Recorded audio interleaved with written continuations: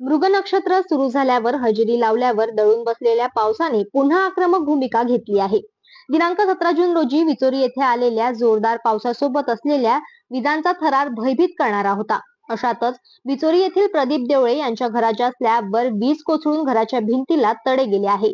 दुपारी 2 ते 2:30 वाजताच्या दरम्यान पाऊस सुरू असल्याने प्रदीप देवळे हे आपल्या कुटुंबासहित घरात बसले असताना अचानक घराच्या स्लॅबवर जोरदार आवाज होऊन लख्ख प्रकाश पडल्याने संपूर्ण कुटुंब भयभीत झाले होते.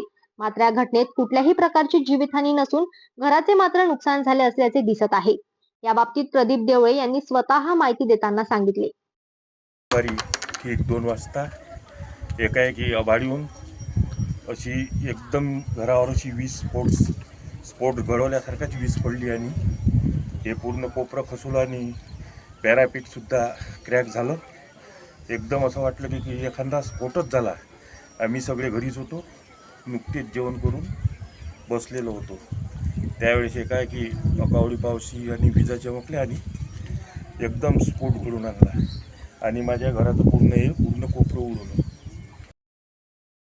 जनमत लाईव्ह न्यूज साठी मोर्शीमधून संजय जावरकर यांची रिपोर्ट.